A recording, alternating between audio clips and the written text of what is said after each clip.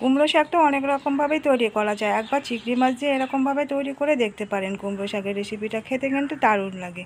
আর এই কুমড়ো শাকের রেসিপিটা তৈরি করার জন্য আমি এখানে কিছু কুমড়ো শাক নিয়েছি। আর এগুলো আমাদের বাড়ির গাছের শাক, মানে আমাদের ছাদের গাছে হয়েছিল, সেই শাকই কেটে নিয়েছি। এখন এই শাকগুলোকে কেটে নেব। যে ডাঁটি থেকে প্রথমে পাতাগুলোকে আমি কেটে নিচ্ছি ছুরি দিয়ে।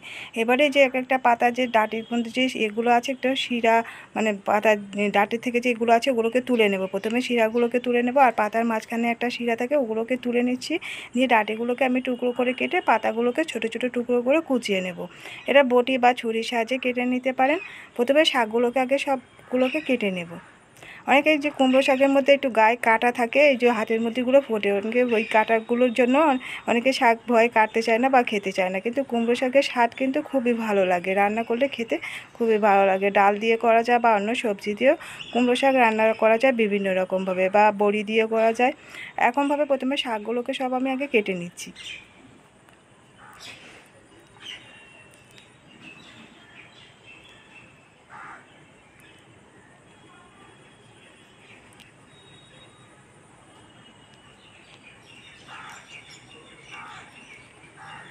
আর শাকগুলোকে ভালো করে প্রথমে কেটে নিয়ে তারপরে আমি কুচিয়ে ভালো এগুলোকে ধুয়ে নেব। জল দিয়ে 2-3 বার করে জল পাল্টিয়ে পাল্টিয়ে শাকগুলোকে ধুয়ে নিয়েছি।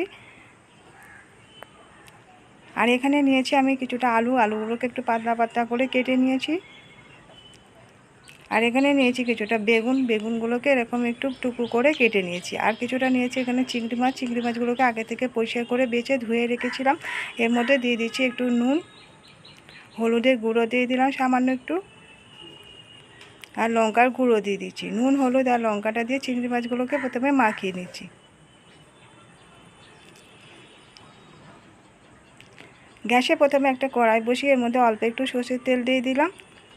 এখন প্রথমে আমি বেগুনটাকে ভাজা করে উঠিয়ে নেব।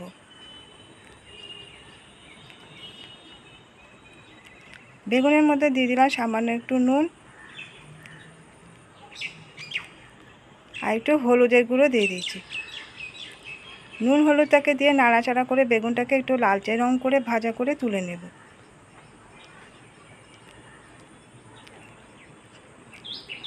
বেগুনগুলো এরকম গোটা গোটাই থাকবে, শুধু একটু লালচে রং করে ভাজা করলে হলেই হয়ে যাবে। বেগুনটা ভাজা হয়ে গেছে, এখন আমি উঠিয়ে নিচ্ছি। ওই তেলের মধ্যে আরও কিছুটা সরষের তেল অ্যাড করে দিলাম। এখন এর মধ্যে দিয়ে দিলাম একটা বড় সাইজের পেঁয়াজ কুচানো। পেঁয়াজটাকে প্রথমে একটু ভাজা করে নেব।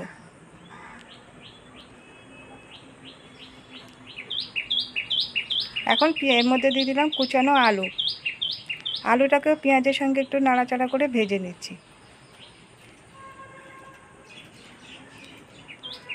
রসুন বাটা দিয়ে দিচ্ছি হাফ চা চামচ, আর কাঁচা লঙ্কা বাটা দিয়ে দিলাম। এখানে 8টা কাঁচা লঙ্কা দেওয়া আছে। যে ঝালটা, যে শাকের কতটা শাক রান্না হচ্ছে সেরকম বুঝে ঝালটাকে অ্যাড করতে হবে। এখন আমি কাঁচা লঙ্কা বাটাটাকে দিয়ে শাকের সঙ্গে ভালো করে নাড়াচাড়া করে মিশিয়ে দিচ্ছি। এখন যে চিংড়ি মাছগুলোকে ম্যারিনেট করে রেখেছিলাম সেই চিংড়ি মাছগুলোকে দিয়ে দিলাম। চিংড়ি মাছগুলোকে পেঁয়াজ পেঁয়াজ আলুর সঙ্গে একটু কষিয়ে নিচ্ছি।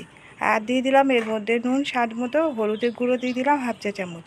সামান্য একটু জল দিয়ে এই মশলাগুলোকে ভালো করে কষিয়ে নেব।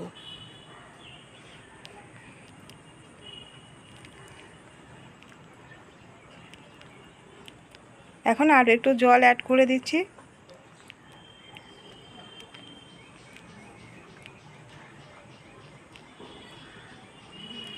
এখন যে শাকগুলোকে আমি বেছে ধুয়ে রেখে দিয়েছিলাম জল ঝরিয়ে, সেই শাকগুলোকে দিয়ে দিচ্ছি।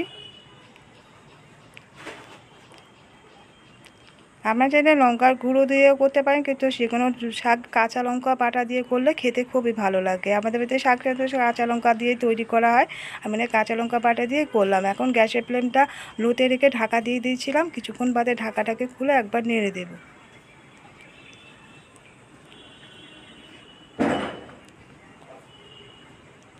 আবারও ঢাকাটাকে চাপা দিয়ে দিচ্ছি, ফের ঢাকাটাকে খুলে আবারও নেড়ে দিচ্ছি। এই কুমড়ো শাক একটু হতে সময় লাগে। এইভাবে গ্যাসের ফ্লেমটা লোতে রেখে ঢাকা দিয়ে দিয়ে করলে খেতে খুবই ভালো হয় শাকগুলো। এই যে ঢাকা দিলে ঘেমে ঘেমে জলটা পড়বে, এতে করে শাকটাও সিদ্ধ হয়ে যাবে। এখন এর মধ্যে কিছুটা আলু আমি খুন্তির সাহায্যে একটু ভেঙে ভেঙে দিচ্ছি, যাতে করে শাকটা মাখা মাখা হয়।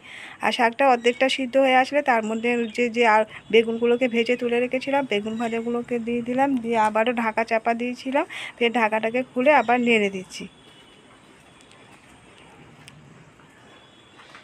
আর নামানোর সময় একটু এই আলুগুলোকে একটু খুন্তি বা চামচের সাহায্যে একটু ভেঙে ভেঙে দিতে হবে, যাতে করে শাকগুলো একটু মাখা মাখা হবে।